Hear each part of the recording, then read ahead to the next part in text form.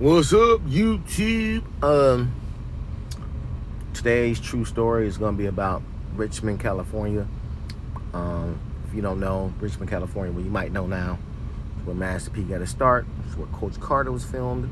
I think you guys know from, the stuff that you've seen that Richmond was, kind of a bad place. And, I've lived, southeast side, Jeffrey Manor. I've lived in Inglewood. I lived on the west side on Francisco and Roosevelt. And when I tell you, except for maybe one instance on the west side, they had that gang war in 2000, 1999. Yeah, that was out of control. But other than that, Richmond has been the worst place I ever lived. I mean, as far as violence and just abject poverty goes, because like in Richmond, it's everybody together. It's not like segregated like Chicago.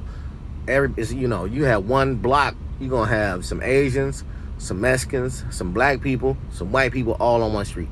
So anyway, that's not the story. So when I lived, my sister, what happened was I had moved to California after graduation in 1988, and I got a job as a security guard working downtown Oakland. No. Downtown San Francisco, excuse me. And then at some point my sister needed a place. She was like, hey, I got this place, if you can come live with me, we can rent it together. And because I was staying at my mom's before that, and basically I had to run to the house because my mom was like dating somebody in San Francisco. So I was in Oakland by Lake Merritt, and I basically had I was good. I basically had my own spot basically. So anyway, I was like, yeah, that's my sister. We move in this two flat, I don't know what you call it. One with the people on the bottom. It was some Hispanic people stayed on the bottom. And of course, it was a lot of them. And then me and her stayed on the top. Me, her, and her daughter, Amoria, my first born niece. Anyway, it was this dude across the street. I guess he lived there his whole life. His name was Charles. He was like the neighborhood scourge. Like everybody knew he was like a bad person. I didn't know. I had just moved there. You know what I'm saying? We befriended each other. You know what I'm saying? I started cutting hair in the garage, down below us. Whatever. So he was cool as hell, I thought. So one night, this dude, he come knocking on my door. And I'm like, what's up? He's like, I need to use your garage. I was like, what for? He's like, I got this motorcycle, that I just, copped.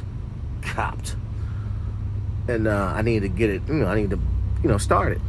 So I'm like, all right, whatever. I don't know where he got the motorcycle from. So I'm just like, okay.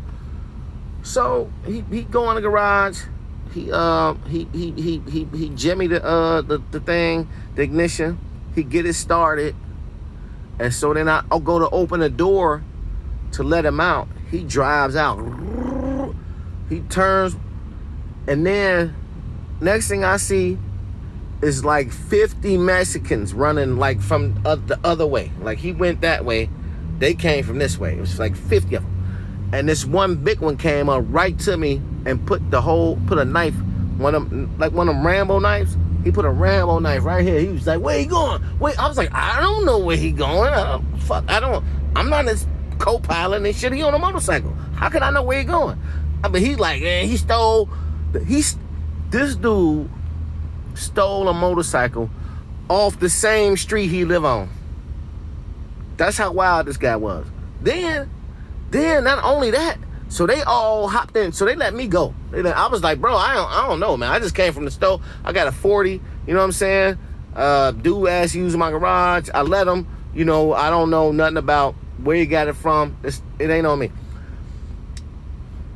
Dude literally ran up and down the street all night.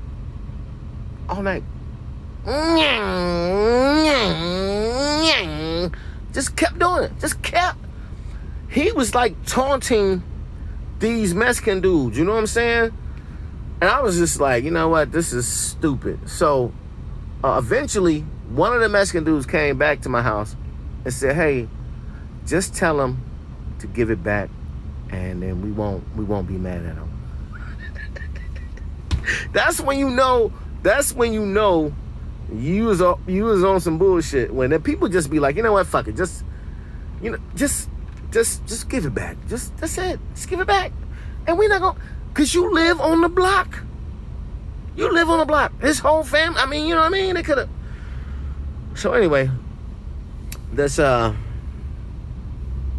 my Richmond story. I have a lot of Richmond stories, man. We used to have this